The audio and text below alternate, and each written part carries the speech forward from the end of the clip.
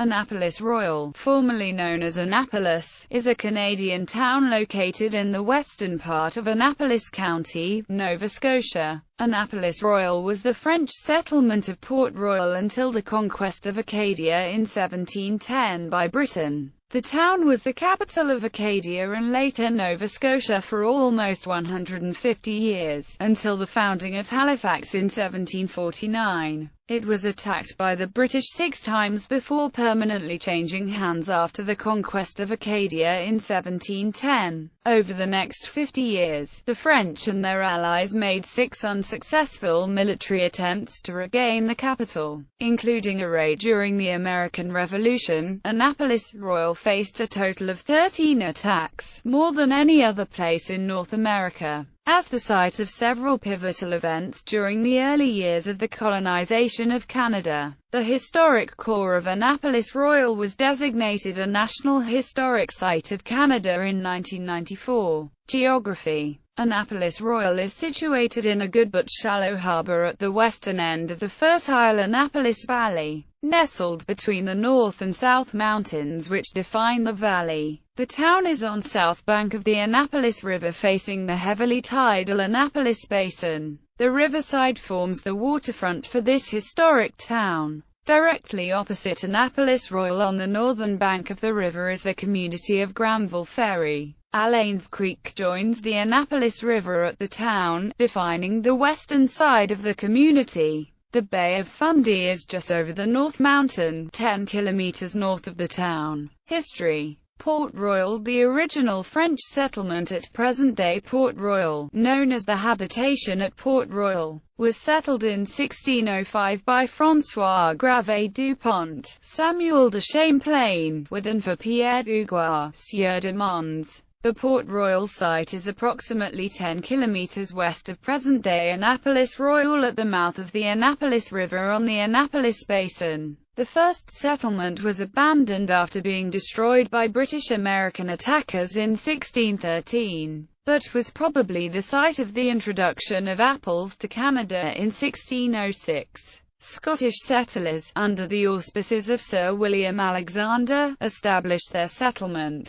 known as Charlesfort, in 1629 at the mouth of the Annapolis River. The settlement was abandoned to the French under the terms of the Treaty of Saint-Germain-en-Laye. A second French settlement replaced the Scottish Charlesfort at present-day Annapolis Royal. It was also called Port Royal and it developed into the capital of the French colony of Acadia. Port Royal under the French soon became self-sufficient and grew modestly for nearly a century, though it was subject to frequent attacks and capture by British military forces or those of its New England colonists, only to be restored each time to French control by subsequent recapture or treaty stipulations. Acadia remained in French hands throughout most of the 17th century. Creation of Annapolis Royal in 1710, Port Royal was captured a final time from the French at the 1710 siege of Port Royal during Queen Anne's War, marking the British conquest of mainland Nova Scotia. The British renamed the town Annapolis Royal and Fort Anne after Queen Anne, the reigning monarch. The Annapolis Basin, Annapolis River, Annapolis County, and the Annapolis Valley all take their name from the town. Siege of Annapolis Royal. After success in the local Battle of Bloody Creek, 600 Acadians and native warriors attempted to retake the Acadian capital. Under the leadership of Bernard Anselme de Bardy de Saint-Castin, they descended on Annapolis Royal and laid siege to Fort Anne. The garrison had fewer than 200 men, but the attackers had no artillery and were thus unable to make an impression on the fort. They eventually dispersed, and Annapolis Royal remained in British hands for the remainder of the war. Under the 1713 Treaty of Utrecht, Acadia was formally granted to the British. However, the vague boundary definitions saw only the peninsular part of Nova Scotia granted to Britain, and the next half-century would be turbulent years as Britain and France acted out the final struggle for Acadia and North America. Father Rale's War. Blockade of Annapolis Royal. During Father Rale's War, in July 1722, the Abenaki and MIKMAQ attempted to create a blockade of Annapolis Royal, with the intent of starving the capital. The natives captured 18 fishing vessels and prisoners from present-day Yarmouth to Cancer. They also seized prisoners and vessels from the Bay of Fundy. In response to the New England attack on Father Rale at Norwich Rock in March 1722, 165 MIKMAQ and Maliseet troops gathered at Minas to lay siege to the Lt. Governor of Nova Scotia at Annapolis Royal. Under potential siege, in May 1722, Lieutenant Governor John Doucet took 22 MIKMAQ hostage at Annapolis Royal to prevent the capital from being attacked. Massachusetts Governor Samuel Shute declared war on the Abenaki. New Englanders retrieved some of the vessels and prisoners after the battle at Winnipeg, in which 35 natives and 5 New Englanders were killed. Other vessels and prisoners were retrieved at Malagash Harbor after a ransom was paid. Raid on Annapolis Royal. During Father Rale's War, the worst moment of the war for the capital came in early July 1724, when a group of 60 Micmac and Maliseets raided Annapolis Royal. They killed and scalped a sergeant and a private, wounded 4 more soldiers, and terrorized the village. They also burned houses and took prisoners.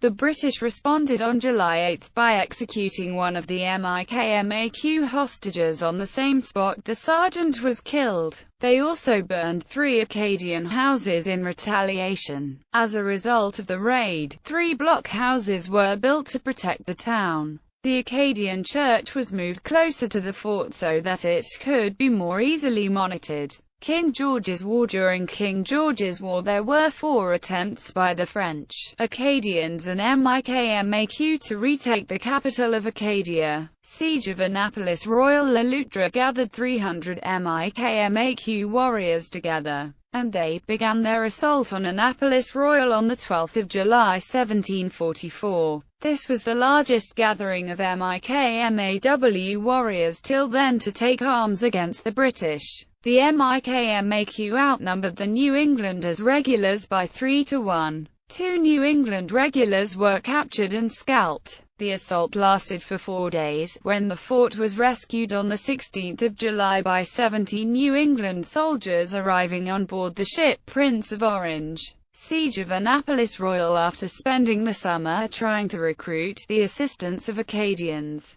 François Dupont du Vivier attacked Annapolis Royal on 8 September 1744. His force of 200 was up against 250 soldiers at the fort. The siege raged on for a week, and then du Vivier demanded the surrender of the fort. Both sides awaited reinforcements by sea. The fighting continued for a week, and then 2 ships did arrive from Boston, not Louisburg. On board the ship was New England Ranger John Gorham and 70 natives. Du Vivier retreated. 1745 Siege of Annapolis Royal. In May 1745, Paul Marin de la Malgue led and 200 troops. Hundreds of MIKMAQ joined yet another siege against Annapolis Royal. This force was twice the size of du Vivier's expedition. During this siege the English destroyed their own officers' fences, houses, and buildings that the attackers might be able to use. The siege ended quickly when Marin was recalled to assist with defending the French during the siege of Louisburg. During the 1745 siege, the MIKMAQ and Maliseet took prisoner William Potter and some of Gorham's rangers. During his captivity, Potter wrote one of the most important captivity narratives from Acadia and Nova Scotia. While at Cobequid, Potter reported that an Acadian had remarked that the French soldiers should have left the English carcasses behind and brought their skins. The following year, among other places, Potter was taken to the Maliseet village Orkpak on the St. John River. While at the village, MIKMAQ from Nova Scotia arrived on July 6, 1745. tortured him together with a Mohawk ranger from Gorham's company named Jacob, as retribution for the killing of their family members by Gorham. On July 10, Potter witnessed another act of revenge when the MIKMAQ tortured a Mohawk ranger from Gorham's company at Meductic. 1746 Siege of Annapolis Royal led by Ramezay, the French land forces laid siege to Annapolis Royal for 23 days,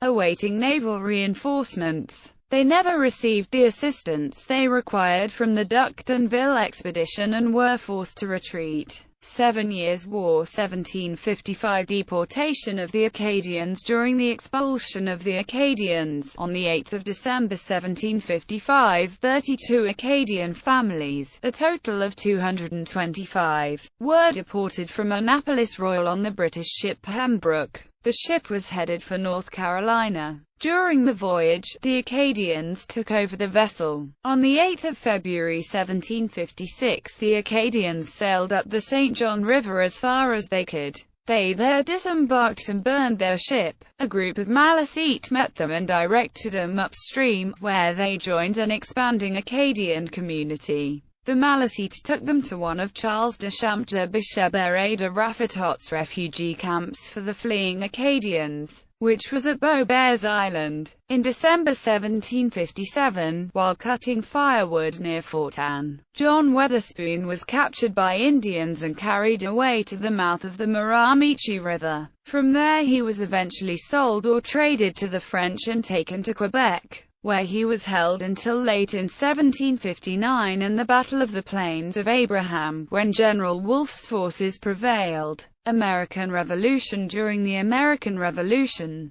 the 84th Regiment of Foot were stationed at Annapolis Royal to guard Nova Scotia against American privateers. On 2 October 1778, the 84th Regiment was involved in the defeat of an American privateer at Annapolis Royal. Captain MacDonald sailed into the town only to find a large privateer ship raiding the port. He destroyed the privateer vessel, which had mounted 10 carriage guns. 2 months later, in December 1778, Captain Campbell of the 84th Regiment took 7 men with him to retrieve an American privateer ship that had been abandoned on Partridge Island, New Brunswick. They brought the ship safely back to Annapolis Royal. However, in June 1780 the 84th Regiment was transferred to the Carolinas, leaving the town vulnerable to attack. The next year, on 29 August 1781, 2 large American privateer schooners attacked the undefended town. They imprisoned the men of the community in the fort and systematically looted houses in the town, even stealing window glass from the church.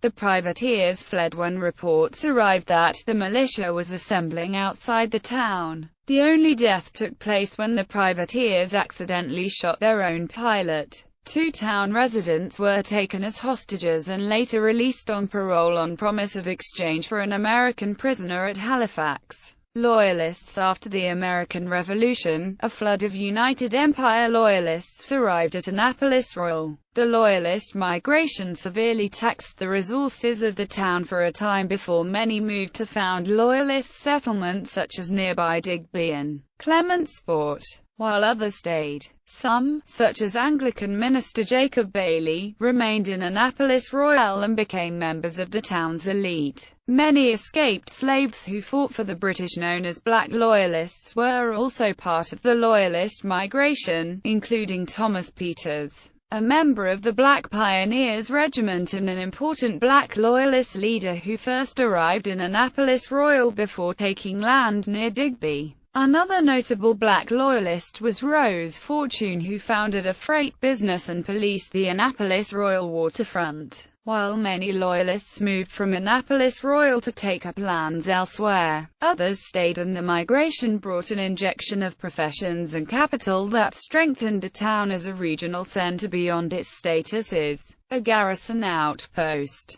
19th century. Owing to the extreme tidal range, a relatively shallow waters of the basin, and the small population of its hinterland, the port of Annapolis Royal, despite having a good harbor, carried on only a small trade through the 19th century. along with Granville Ferry across the river. However, it was a local center for shipbuilding. Among the notable local mariners was Bessie Hall. Following the replacement of sailing ships by steam in the 1880s, Annapolis Royal served as a coaling station between St. John and Boston. The town had a minor boom in 1869 when the Windsor and Annapolis Railway arrived, with two large railway piers built along the waterfront and several factories constructed in the area. The population reached 1,500 in the 1870s. Incorporation as a town under the Nova Scotia Municipalities Act took place in 1893. However, the completion of the railway to Digby in 1893, followed by the creation of the Dominion Atlantic Railway to Yarmouth, shifted most of the steamship commerce to those cities as steel-hulled vessels began to require deeper and deeper waters.